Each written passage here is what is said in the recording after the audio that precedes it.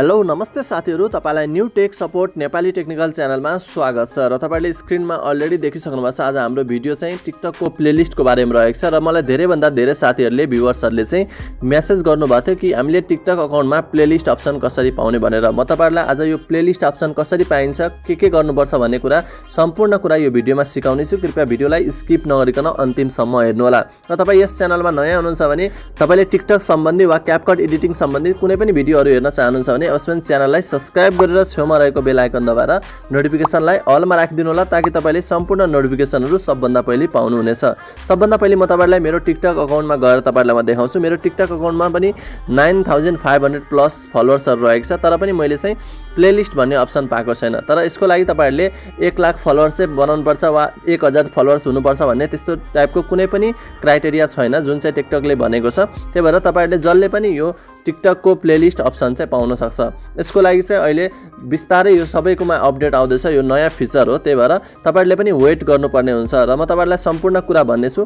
यदि तपाईहरुको TikTok account चाहिँ पर्सनल अकाउन्ट रहेको छ भने तपाईहरुले चाहिँ पाउनुहुन्न। यसको लागि चाहिँ हामीले बिजनेस अकाउन्ट वा क्रिएटर अकाउन्टमा लानुपर्ने हुन्छ। त्यो कसरी लाने तपाईहरुलाई म सिकाउने छु र तपाईहरुलाई म केही यहाँ स्याम्पल पनि देखाउँछु। हेर्न सक्नुहुन्छ, जस्तै यो टिकटक अकाउन्ट रहेको छ। यो टिकटक अकाउन्टमा तपाईहरुले यहाँ हेर्न सक्नुहुन्छ 5 लाख प्लस फलोअर्स रहेको छ। तपाईहरुलाई म लाइभ देखाउँदै छु, कुनै पनि मैले चाहिँ फेक भिडियोहरु बनाउन चाहन्न। सम्पूर्ण कुरा म तपाईहरुलाई प्रुफको साथ देखाउने छु। हेर्न सक्नुहुन्छ यहाँ 5 लाख प्लस चाहिँ यहाँ फलोअर्स रहेको छ, तर यहाँ तपाईहरुले हेर्न सक्नुहुन्छ कुनै पनि प्लेलिस्टको अप्सन छैन। त्यसैगरी म तपाईहरुलाई अर्को यहाँ टिकटक अकाउन्ट देखाउँछु। जस्तै यहाँ यसमा पनि 2.4 मिलियन फलोअर्स रहेको छ, तर पनि यसमा चाहिँ कुनै पनि प्लेलिस्टको अप्सन छैन। यानी कि प्लेलिस्ट यहाँ तपाईहरुले देख्न सक्नुहुन्न। प्लेलिस्ट चाहिँ कस्तो हुन्छ मैले तपाईहरुलाई अलरेडी स्क्रिनमा देखाइसकेको छु।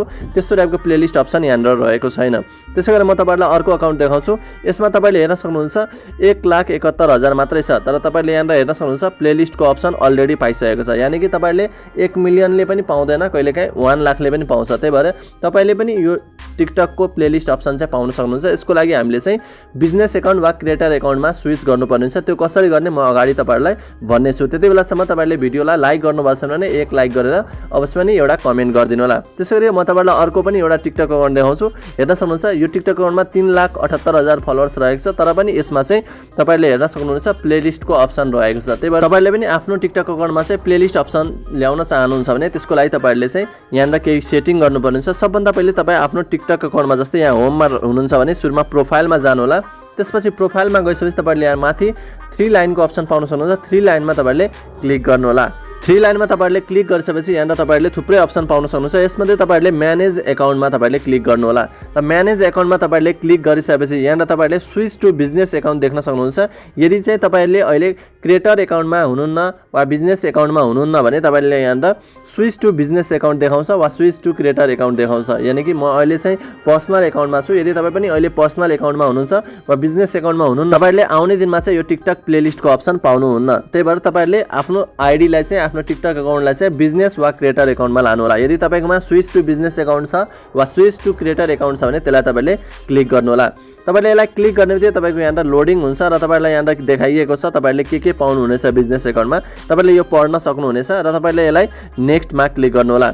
नेक्स्टमा तपाईले क्लिक गरिसकेपछि तपाईको टिकटक अकाउन्ट कुन क्याटेगोरीमा पर्छ, जस्तै तपाईहरुले चाहिँ बेबीको बारेमा बनाउनुहुन्छ वा तपाईले आर्ट क्राफ्टको बारेमा छ कि एजुकेसनल छ कि के सम्बन्धी तपाईले टिकटक भिडियो बनाउनुहुन्छ, त्यो अनुसार तपाईले यहाँ चुज गर्नुभयो भने एकदम बेस्ट हुनेछ।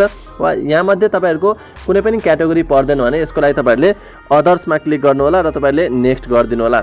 नेक्स्ट गरिसकेपछि अब तपाईले हेर्न सक्नुहुन्छ यस्तो टाइपको आइसकेको छ, welcome to your business account. अब हाम्रो चाहिँ मैले यो अकाउन्टलाई चाहिँ बिजनेस अकाउन्ट बनाइसकेको छु। अब तपाईले बिजनेस अकाउन्ट अनुसार एडिट प्रोफाइल गर्न सक्नुहुनेछ, नत्र भए तपाईले सिधै स्किप गरेर तपाईहरुले अब चाहिँ तपाईको अकाउन्ट चाहिँ बिजनेस अकाउन्ट भइसकेको छ। यो भएको छ कि छैन त्यसको लागि म फेरि तपाईहरुलाई म देखाउँछु।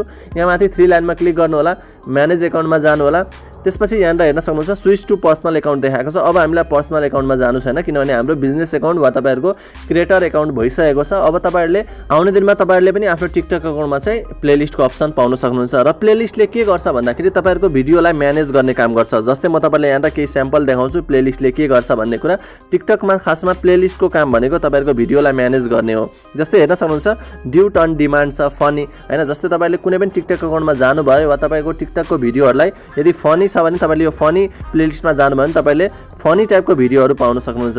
त्यसैगरी यहाँनिर अरू पनि रहेको छ डु इट अन डिमान्ड हैन, तपाईहरुले ड्युट टाइपको भिडियोहरू हेर्न चाहनुहुन्छ भने तपाईहरुले यो प्लेलिस्टमा जान सक्नुहुन्छ। यसरी नै प्लेलिस्टको काम भनेको तपाईहरुको भिडियोलाई म्यानेज गरेर अर्गनाइज गर्ने काम रहेको छ। ओके, त्यसैगरी तपाईहरुले यदि आउने दिनमा प्लेलिस्ट पाउनु भयो भने तपाईहरुले यहाँनिर हेर्न सक्नुहुन्छ प्लेलिस्ट चाहिँ कसरी बनाउने त्यो पनि रहेको छ। स्टेप 1 मा तपाईहरुले प्लेलिस्टको नाम दिनुपर्ने हुन्छ। त्यसपछि तपाईहरुले कुन कुन भिडियोलाई प्लेलिस्टमा एड गर्ने त्यो भिडियोहरुलाई सिलेक्ट गरेर तपाईहरुले एड गर्नुपर्ने हुन्छ र तपाईहरुले यस्तो टाइपको अप्सनमा गएर तपाईहरुले स्टार्ट क्रिएटिङ गर्नु भने तपाईहरुले यहाँनिर हेर्न सक्नुहुन्छ। यसरी तपाईहरुले प्लेलिस्टको नाम तपाईहरुलाई फनी के राख्नु छ त्यो अनुसार राखेर तपाईहरुले नेक्स्ट गरेर तपाईहरुले प्लेलिस्टको नाम दिन सक्नुहुनेछ र तपाईहरुले प्लेलिस्टमा हाल्दाखेरि जहिले पनि तपाईहरुले पब्लिक भिडियो मात्रै तपाईको प्लेलिस्टमा हुनेछ। यदि तपाईले कुनै पनि भिडियोलाई प्राइभेट गर्नु भयो भने तपाईको अटोमेटिकली त्यो प्लेलिस्टबाट हट्नेछ। र फाइनल तपाईहरुलाई यो भिडियो कस्तो लाग्यो मन पर्यो भने अवश्य पनि भिडियोलाई एक लाइक गरेर सक्दो साथीहरुमा शेयर गरिदिनु होला ताकि तपाईहरुको साथीहरुलाई चाहिँ यो भिडियोले एकदम हेल्प हुनेछ। र तपाईहरुलाई आउने दिनमा यस्तै ट्रेन्डिङ भिडियो यस्तै नयाँ टपिकको भिडियोहरू चाहिन्छ भने च्यानललाई सब्स्क्राइब गरेर जानु होला। नेक्स्ट ट्रेन्डिङ यस्तै भिडियोहरुको साथ अवश्य पनि उपस्थित हुनेछु। अहिलेलाई बाइ बाइ।